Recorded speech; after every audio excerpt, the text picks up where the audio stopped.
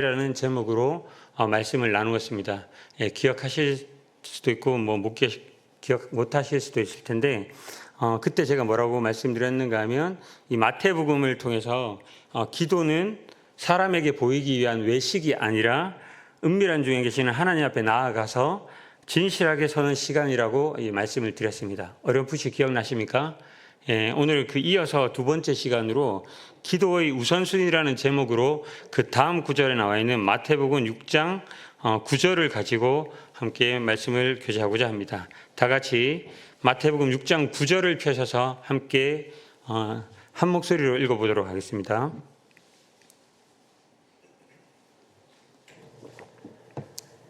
다 찾으신 줄 알고 함께 읽겠습니다. 시작. 그러므로 너희는 이렇게 기도하라. 하늘에 계신 우리 아버지여, 이름이 거룩히 여김을 받으시오며. 오늘은 이 한 구절입니다. 이전의 본문에서는 예수님께서 기도를 어떻게 해야 하는지에 대한 그 태도에 대해서 가르쳐 주셨습니다. 근데 오늘 본문은 구체적으로 이어지는 본문에서는 무엇을 기도해야 하는지, 즉 기도의 내용과 우선순위에 대해서 가르쳐 주고 있습니다. 이어서 나오는 본문은요, 우리가 이 기도문을 흔히 주기도문이라고 합니다. 들어보신 적 있죠? 여기에 나오는 이 본문과 누가복음에 나오는 이 본문을 합쳐서 이제 만드는 것이 주기도문인데, 엄밀하게 얘기하면 주기도문이 아니라 주님께서 우리에게 이렇게 기도하라고 가르쳐 주신, 주님께서 가르쳐 주신 기도라고 할 수 있습니다. 오늘 이 본문, 방금 읽은 이 본문이 이 주기도문의 시작의 첫 부분에 해당하는 것인데요. 성도님들께서는 보통 기도하실 때 어떻게 시작하십니까?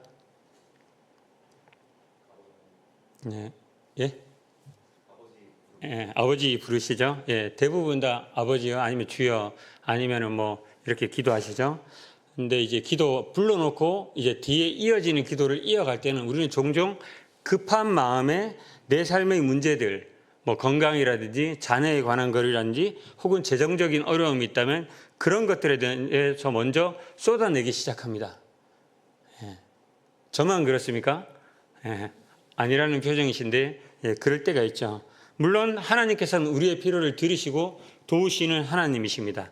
그런데 예수님께서 가르쳐 주신 기도의 순서를 가만히 보면, 오늘 이 한 구절만 살펴보겠지만 이 뒤에 기도를 봤을 때는 놀랍게도 나의 필요는 뒤로 미뤄져 있습니다. 나의 필요는 뒤로 미뤄져 있습니다. 예수님은 가장 먼저 무엇을 얘기하시는가 하면 하나님을 향한 기도를 드리라고 말씀하고 있습니다.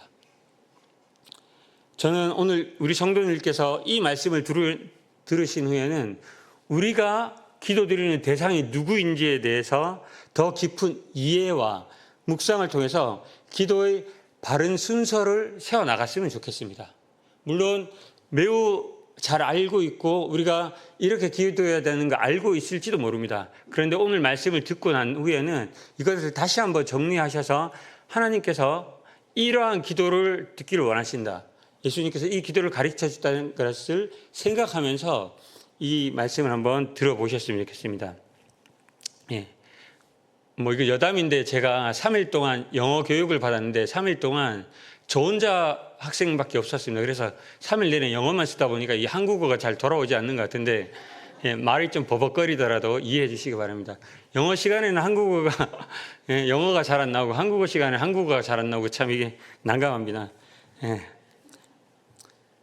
제가 버벅거리는 이유입니다. 그냥 핑계 한번 대봤습니다. 그럼 먼저 기도의 대상이신 하나님에 대해서 먼저 생각해 보겠습니다.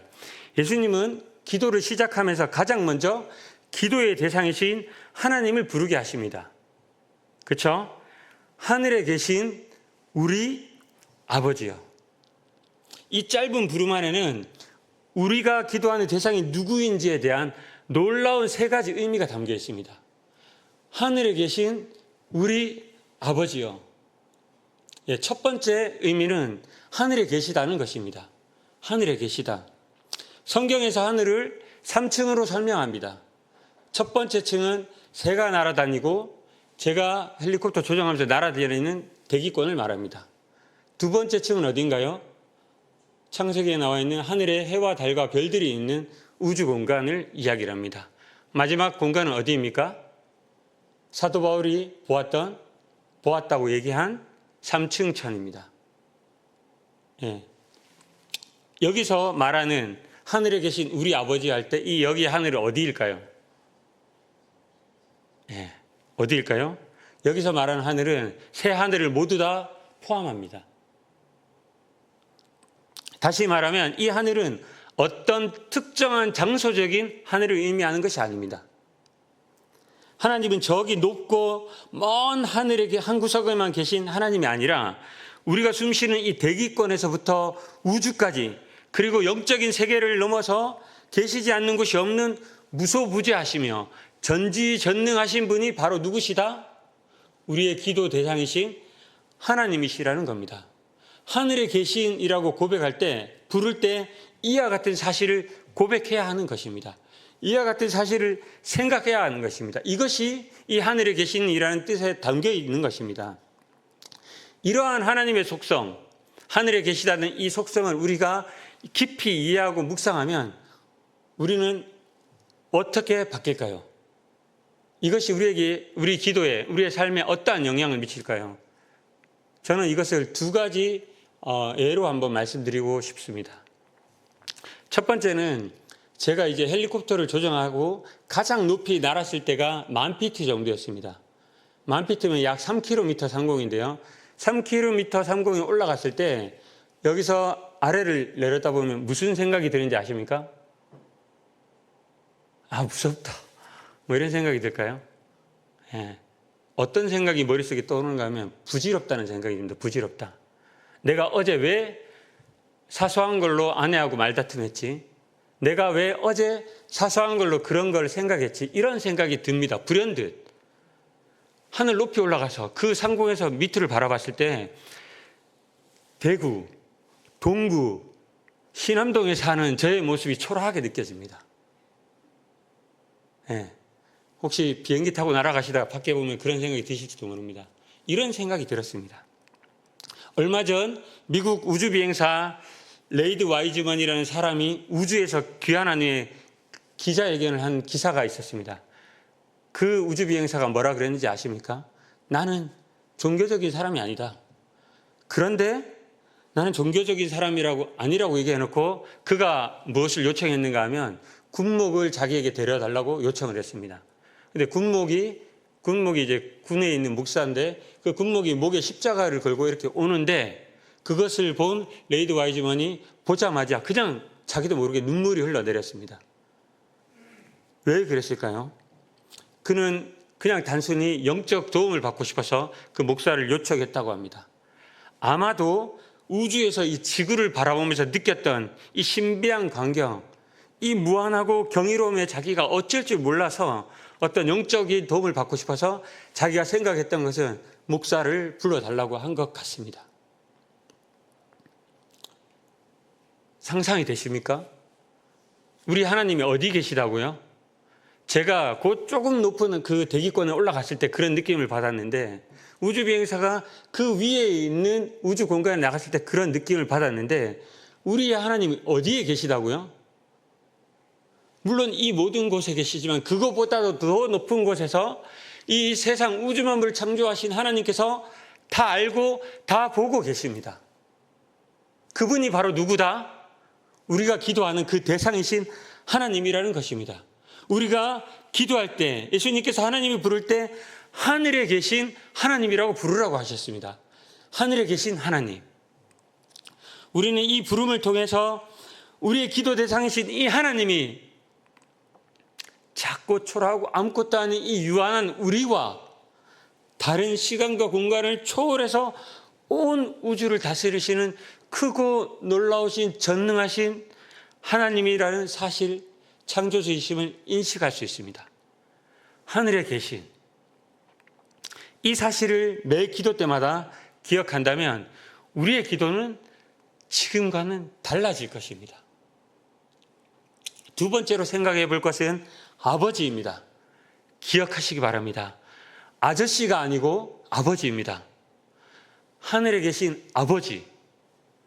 아버지는 특별한 관계를 나타내는 호칭이자 친밀감의 표시입니다. 자녀들이 저한테 와서 제 딸들이 와서 아저씨 이렇게 얘기하면 제가 어떤 느낌을 받을까요? 아저씨 이것 좀 해주세요 이렇게 얘기하면. 어느 날 자기 자녀가 와서 아저씨라고 부르면 어떡할까요? 이게 친밀감의 표현입니까? 특별한 관계가 아니고 당신과는 남이라는 표현이겠죠. 아버지는 어떠한 느낌일까요? 우리는 아까 처음에 하나님을 기도할 때 어떻게 시작하는 거예요? 아버지, 주여, 아버지 이렇게 부른다고 아까 이야기를 하셨는데 우리는 어쩌면 아무렇지도 않게 익숙해져서 이 호칭을 사용하고 있습니다. 그런데 예수님께서 지금 이 기도를 유대인 제자들에게 가르쳤을 때 이 얘기를 들었던 그들에게는 이것은 매우 놀랍고 충격적인 표현이었습니다. 하나님을 감히 아버지라고 부르라고? 이 정도의 놀라운 일이었습니다. 왜냐? 이들은 감히 하나님을 부를 수가 없어서 그들이 하나님이라는 이 단어가 나오면 묵음 처리를 냈습니다. 그리고 하나님이라는 이를 감히 부를 수가 없어서 다른 호칭으로 지칭했습니다. 엘샤다이, 아도나이, 야훼 이런 식으로 불렀습니다. 그리고 이것을 필사했던 사람들은 이러한 부분이 나오면 어떻게 했습니까? 이 적는 필사하는 것을 멈추고 가서 씻고 와서 자기 붓을 빨고 와서 그것을 다시 적을 정도로 이들에게 하나님은 그런 존재였습니다. 근데 그런 하나님을 뭐라고 부르라고 예수님께서 지금 이야기하고 있습니까? 아빠, 아버지 이렇게 부르라고 한 것입니다. 아직도 감이 안 오십니까? 네, 유대인이 아니기 때문에 우리가 그렇게 느껴질지 모르겠어요. 이거는 매우 놀랍고 충격적인 일입니다. 그런 하나님을 아빠, 아버지라고 부르라고 한 것입니다. 이것은 아버지라고 부르라고 한 것은 그 크고 두려운 하나님을 나를 사랑하시고 돌아보시는 가장 친밀한 분으로 인식하라는 것입니다. 우리의 기도를 들으시는 세상을 다스리는 절대적인 능력을 가지신 분님과 동시에 하나님은 나를 자녀 삼아주신 따뜻한 하나님이시라는 겁니다.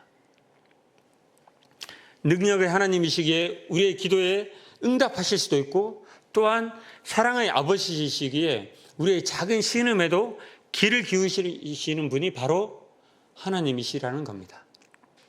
그토록 두렵고 크신 하나님을 가장 친밀하고 존중을 담은 호칭으로 부르라는 것은 우리에게 이 놀라운 초청과 같은 것입니다.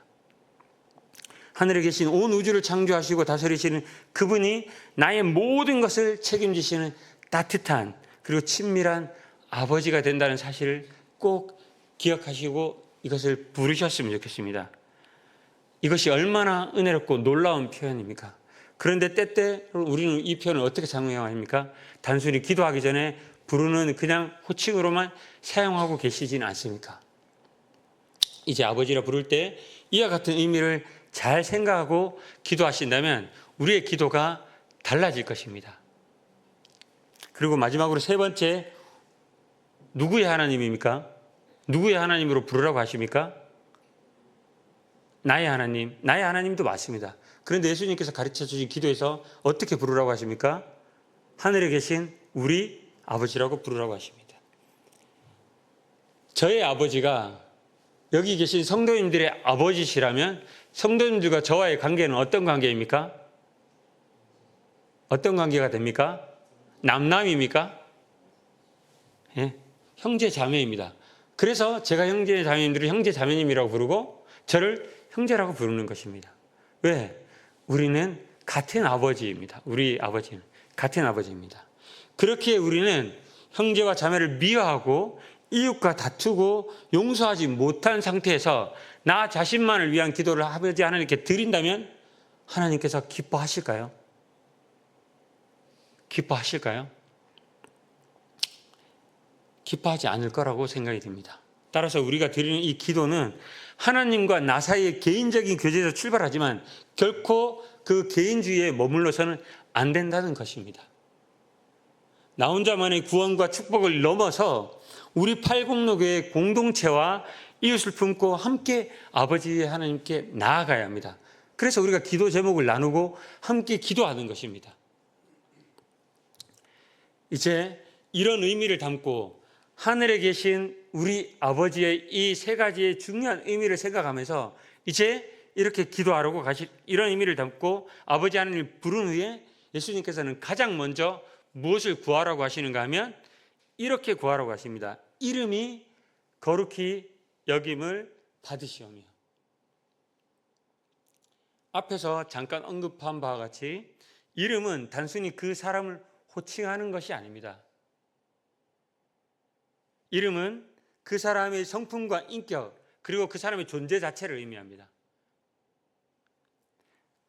하나님의 이름이 거룩히 여김을 받는다는 것은 하나님께서 하나님으로서 합당한 영광과 찬양을 받으시기를 구하는 것입니다. 하나님이시기 때문에 하나님의 이름에 합당한 영광을 받으시기를 구하는 것입니다. 이 기도는 사실 우리에게 매우 무서운 도전이기도 합니다. 왜냐하면 우리는 본성적으로 하나님의 이름보다 무엇이 높아지기를 원합니까? 나의 이름이 높아지길 원합니다. 내 이름이 먼저 칭찬받고 내 체면이 서고 내가 영광받기를 아니라고 말하지만 아니에요 아니라고 얘기하지만은 실은 마음 한구석에 그런 마음들이 누구나 있는 것 같습니다. 그래서 때로는 이 기도, 내가 드리는 이 기도가 때로는 내 이름을 높이기 위한 수단으로 사용될 때도 있습니다. 그리스도인으로서 이 땅을 살아가면서 일상적인 생활을 하는 가운데 여러 가지 유혹들을 받게 됩니다. 건강, 재정, 가족 문제 여러 가지 상황에 직면했을 때 우리는 당장 내 방식으로 문제를 해결하고 싶어하고 나의 체면을 중요하게 생각할 때가 있습니다. 그러나 온 우주를 다스리는 통치자를 모셔두고 고작 내 알량한 자존심을 세우거나 좁은 내 체면을 차리는데 그분의 능력을 끌어다가 쓴다면 그것만큼 어리석은 일이 어디 있을까요? 이 얼마나 어리석은 일일까요? 앞부분에 얘기했지 않습니까? 하늘에 계신 우리 아버지를 겨우 나의 이 알량한 체면을 세우고 내 것을 충족하는데 마치 도구로 사용하는 것처럼 가지고 온다면 이 얼마나 어리석은 일일까요? 그 창조주를 내 일상의 좁은 문제를 해결사로 사용하는 것밖에 안 된다는 것입니다. 이처럼 예수님은 우리의 기도의 방향을 완전히 돌려놓으십니다. 하나님, 내 인생을 통해서 나의 이름이 아니라 오직 하나님의 이름만 존귀하게 되기를 원합니다. 이것이 바로 주님이 가르치신 기도의 핵심입니다. 이것이 우리가 응답받고자 하는 기도의 결과가 결국 나의 만족이 아니라 하나님을 거룩하심을 드러내는 일이 되도록 기도해야 되는 이유입니다. 이제 말씀을 마무리하겠습니다. 사랑하는 형제자매들, 기억하시기 바랍니다. 기도는 단순히 문제 해결을 위한 수단이 아니라 내 삶의 중심을 완전히 바꾸는 혁명과 같은 것입니다. 기도는 대상이신 하나님에 대한 분명하고 정확한 인식을 통해서 이 중심을, 내 삶의 중심을 나의 중심에서 하나님으로 옮겨가는 삶의 방향을 바꾸는 중요한 과정입니다. 이제 이와 같은 인식을 통해서 우리가 어떻게 기도를 드렸는지 알게 되었다면 우리의 기도는 달라져야 합니다. 다급하게 하나님께 맡겨놓은, 마치 뭔가를 맡겨놓은 걸 청구하는 청구서를 내밀어서 이렇게 하는 이제 이와 같은 기도를 멈추고 내가 지금 누구에게 기도를 하고 있는가, 내가 지금 누구 앞에 서 있는가를 기억하셨으면 좋겠습니다. 이제 더 이상 내 자신이나 혹은 내 자녀가 남들보다 더 성공해서 그 이름이 자랑스러워지는 것을 기도하는 것들을 멈추고 나와 나의 자녀의 삶을 통해서 하나님의 이름이 드러나기를 기도하셨으면 좋겠습니다. 또 내 삶의 위기가 당장 해결되고 그렇게 되었을 때 나의 능력이 증명되거나 아니면 이 위기를 넘어가는 것에서 만족하시지 마시고 이러한 상황을 통해서 이 위기를 견뎌내는 이 과정을 통해서 하나님의 선하심이 증명될 수 있도록 기도하셨으면 좋겠습니다. 우리는 많은 것들을 당면하고 있습니다. 이와 같은 이 위기 속에서 무엇을 위해서 기도해야 되느냐? 하나님의 이름이 거룩히 여김 받을 수 있도록 기도하셨으면 좋겠습니다. 놀랍게도 우리가 우리의 필요를 구하는 것이 아니라 이와 같은 기도를 드릴 때 하나님께서는 우리의 모든 것을 책임져 주시고 가장 선한 길로 인도해 주십니다. 이것이 바로 마태복음 6장 33절에 먼저 그의 나라와 그의 의를 구하라. 그리하면 이 모든 것을 너에게 더하시리라. 이 약속의 말씀입니다. 오늘 저녁 이제 기도할 텐데 우리가 이 기도할 때 나의 뜻을 주장하기보다 내 목적을 이야기하기보다 하나님이 누구이신지를 기억하고 또 하나님의 선하신 뜻을 신뢰하면서 하나님의 이름이 거룩히 여김 받도록 기도하는 우리 팔공로교회 성도님들이 되셨으면 좋겠습니다. 이상으로